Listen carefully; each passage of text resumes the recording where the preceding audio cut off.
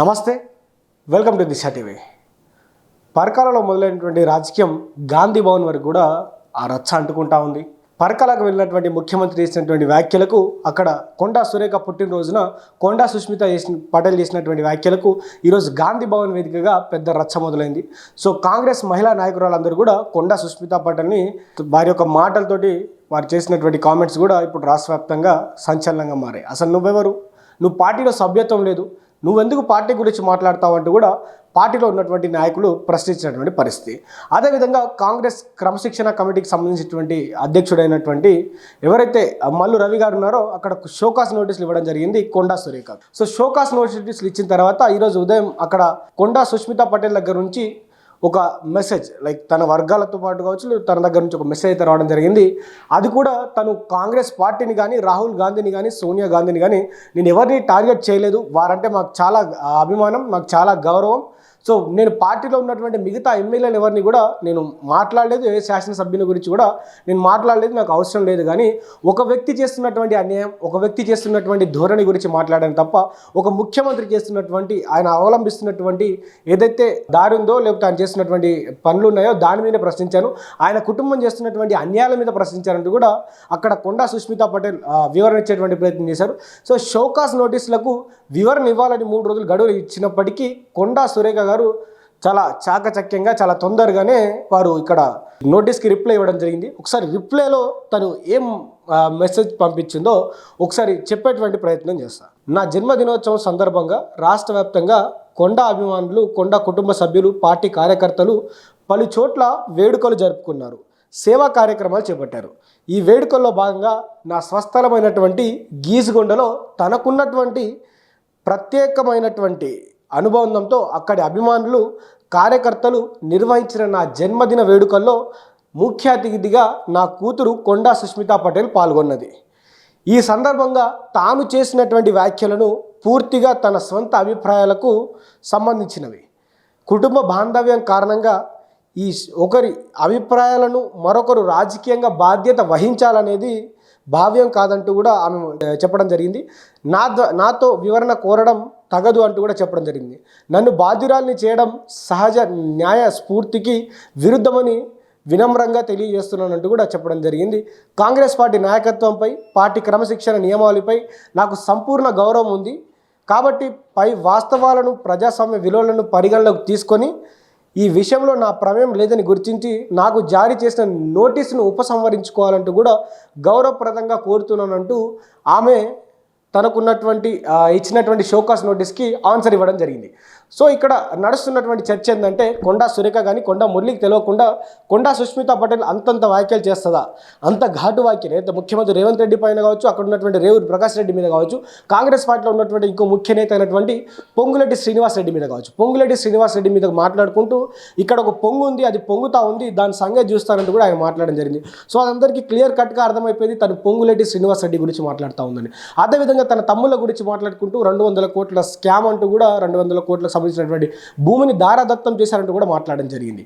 అంతేకాకుండా ఎవరైనా ఇంకా నా పైన మాట్లాడితే ప్రెస్ క్లబ్ వేదికగా ప్రెస్ మీట్ పెట్టి మీ బండారాలు, మీ స్కామ్లన్నీ బయట పెడతానంటూ కూడా ఒక విధంగా బ్లాక్మెయిల్ చేసేటువంటి ప్రయత్నం అయితే చేసింది.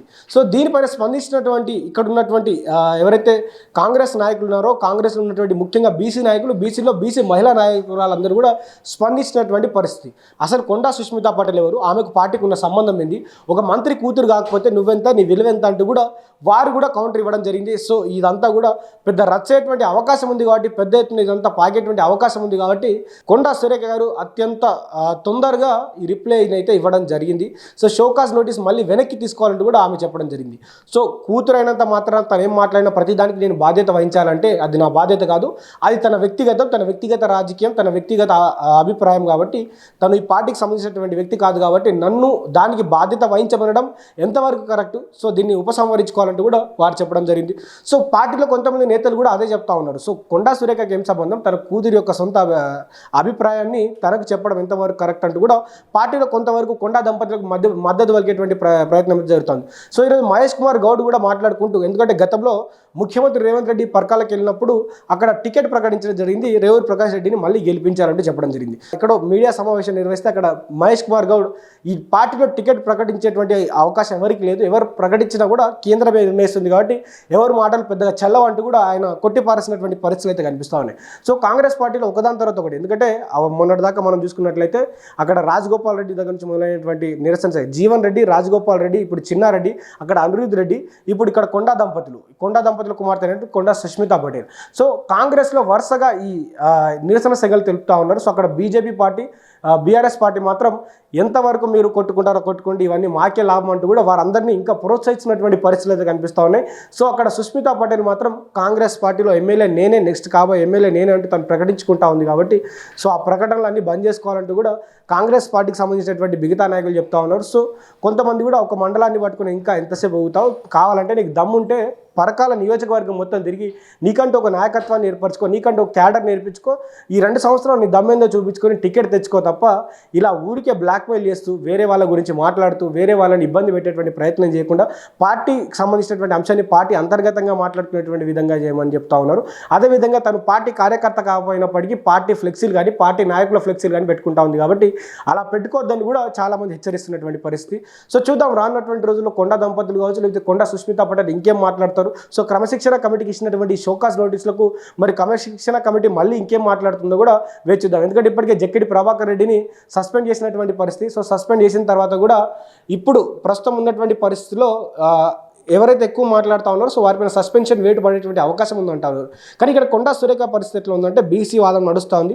సో కొండా సురేఖను సస్పెండ్ చేసేటువంటి అవకాశాలు చాలా అత్యంత తక్కువ. ఎందుకంటే ఇప్పుడు బీసీలతో పెట్టుకునేంత ధైర్యం కాంగ్రెస్ పార్టీ చేయదేమోనని నా అభిప్రాయం. కాబట్టి సో బీసీలతో పెట్టుకునేటువంటి అవకాశం లేదు, కానీ ఒక వార్నింగ్ ఇచ్చేటువంటి అవకాశం అయితే ఉంటుంది. కూతురిని అదుపులో పెట్టుకోవాలని, కూతురి మాటని అదుపులో పెట్టుకోవాలి. ఎందుకంటే ముఖ్యమంత్రి రేవంత్ రెడ్డిని అనేటువంటి స్థాయి ఆమెకు లేదంటూ కూడా చాలామంది చెప్తాను. ఎందుకంటే ఆమె రాజకీయంలోకి అడుగు పెట్టకముందు ఒక ముఖ్యమంత్రి స్థాయిని టార్గెట్ చేస్తూ నన్ను ఎవరేం చేయలేరు, నా వ్యవహార శైలి ఇదే అని చెప్పడం కూడా కొద్దిగా అభ్యంతరాన్ని వ్యక్తం చేస్తున్నటువంటి మాటలు ఉన్నాయి. కాబట్టి చూద్దాం మరి రానున్నటువంటి రోజుల్లో కొండా సుష్మితా పటేల్, అటు రేవంత్ రెడ్డి కావచ్చు, పొంగులేటి శ్రీనివాస్ రెడ్డి కావచ్చు, ఇటు కొండా దంపతులు కావచ్చు ఏం మాట్లాడతారో, ఎలా జరుగుతుంది, ఎపిసోడ్ ఎంతవరకు వెళ్తుందో కూడా వేచి చూద్దాం.